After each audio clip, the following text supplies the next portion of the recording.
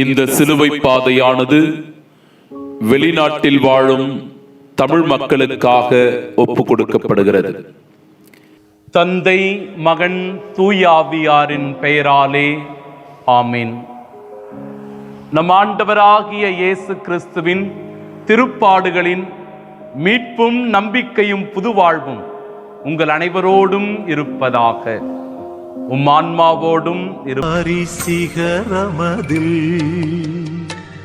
கல் நெஞ்ச கயவர்களா கருணையின் உருவம் கனிவான தெய்வம் சிலுவையில் தொங்கும் என் இயேசுவை பார், என் இயேசுவை பார். கல்வாரி சிகரமதில்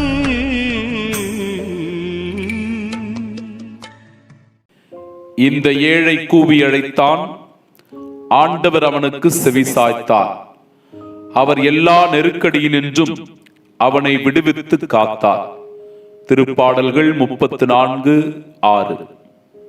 முதல் நிலை, தீர்ப்பிடப்பட்ட இயேசு. திவ்ய இயேசுவே, உம்மை ஆராதித்து வணங்கி உமக்கு நன்றியறிந்த தோத்திரம் செய்கின்றோம். அது ஏனென்றால் அச்சிஷ்ட பாரமான சிலுவையை சுமந்து கொண்டு உலகத்தை மீட்டு ரட்சித்தீர்.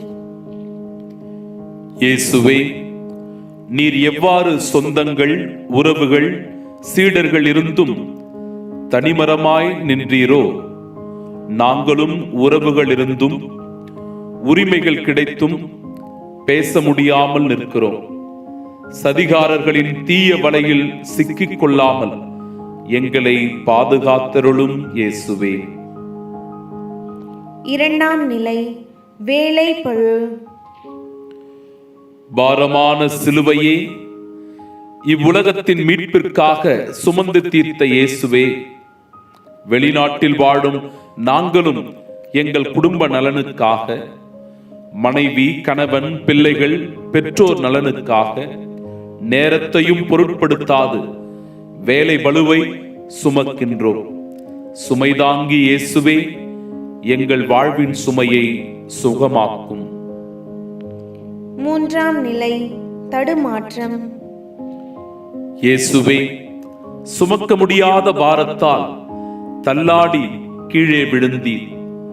வேலை பளுவால், தனிமையின் வெறுப்பால், குடிப்பழக்கம், போதை பழக்கம், தவறான உறவுகளுக்கு அடிமையாகி விழுந்து விடாமல் எங்களை தாங்கிக் கொள்ளும் இயேசுவே.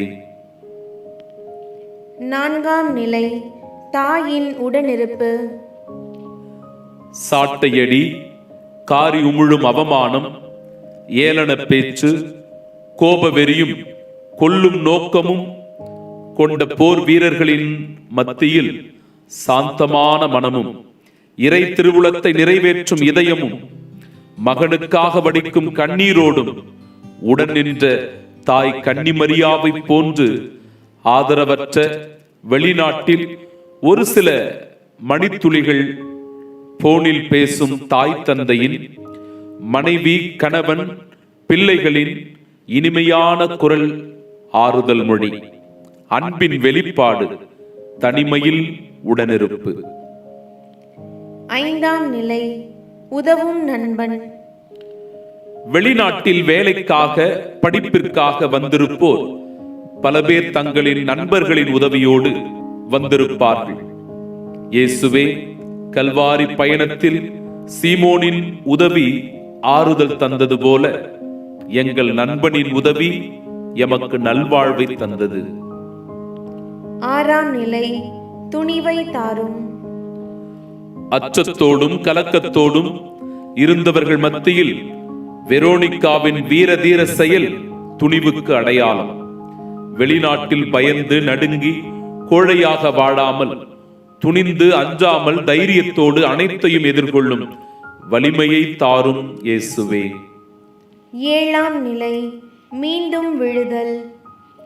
இயேசுவே, நீர் இரண்டாம் முறை விழுந்தது போல் நாங்களும் பணி செய்யும் இடங்களில், படிக்கும் கல்லூரிகளில் தோல்வியை தழுவுகிறோம். தோல்வியில் துவண்டு விடாமல் துணிவோடு மீண்டும் முயற்சி செய்ய வழிகாட்டும் இயேசுவே. எட்டாம் நிலை, ஆறுதல் சொல்வோம். எருசலேம் பெண்கள் ஒன்றும் பெரிதாக சாதித்து விடவில்லை. ஆனால் அந்த கொலைகார பாதையில் இரக்கமும் கனிவும் பரிவும் கொண்ட நெஞ்சம் எருசலேம் பெண்களின் கண்ணீர். தனிமையில் பயணிக்கும் நமக்கு ஆறுதலும் உற்ற துணையும் நம் உடனிருப்பவர்களுக்கும் பணி செய்பவர்களுக்கும் படிப்பவர்களுக்கும் ஊக்கப்படுத்துபவர்களுக்கும் தான் இயேசுவே துணை நிற்கும். இவர்களுக்கு ஆசி அருளும். 9ஆம் நிலை சோதனை. இயேசு மீண்டும் மீண்டும் விழுந்தார்.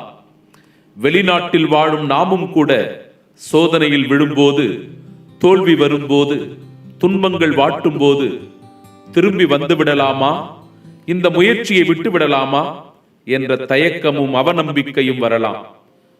ஆனால் கொண்ட லட்சியத்தை நோக்கிய பயணம் இயேசுவினுடைய கால்களைப் போல முன்வைத்த காலை பின்வைக்காத மன உறுதியை ஆண்டவர் இயேசுவிடம் கேட்போம். 10ஆம் நிலை அவமானத்தின் அடையாளம். நம் லட்சிய பயணத்தில் நிச்சயம் ஏளன பேச்சுகளும் அவமானங்களும் உண்டு. ஆனால் இயேசுவைப் போல அதை மன உறுதியோடு எதிர்கொள்ளும் சக்தியை வேண்டி ஜெபிப்போம். 11ஆம் நிலை காயங்கள். வெளிநாட்டில் பசியால், போதிய ஓய்வின்மையால், பாதுகாப்பின்மையால் நாம் துன்பப்படலாம், துயரப்படலாம். இயேசுவே ஆணிகளின் வலியை தாங்கிக் கொண்டது போல எங்கள் வாழ்வில் வரும் துன்ப வலிகளை தாங்கிக் கொள்ளும் சக்தியை தாரும் அப்பா. 12ஆம் நிலை கல்வாரி கதறல். வெளிநாட்டில் ஏற்படும் மரணங்கள் விபத்தினால், மர்மமான முறையினால், வேலை செய்யும் இடத்தில் நோயின் காரணமாக இயேசுவே உம் விலை மதிப்பிட முடியாத இரத்தத்தால் இவர்களை மீட்டுக் கொள்ளும். 13ஆம் நிலை மரியன்னையின் மடி. எந்த உயிரும் சொந்த ஊரிலும், சொந்த நாட்டிலும், சொந்த மண்ணிலும், சொந்த உறவுகளோடும் தான் பிரிய வேண்டும் என விரும்பும். இயேசுவே வெளிநாட்டில் இந்த வசதிகளின்றி பிரியும் உயிர்களுக்கும் உம் தாய்மடியின் தஞ்சம் தாரும் ஐயா. 14ஆம் நிலை அடக்கம்.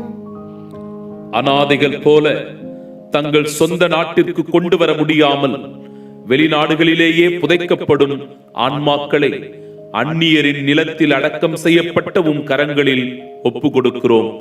அவர்களுக்கு நித்திய இளைப்பாற்றியை தந்தருளும்.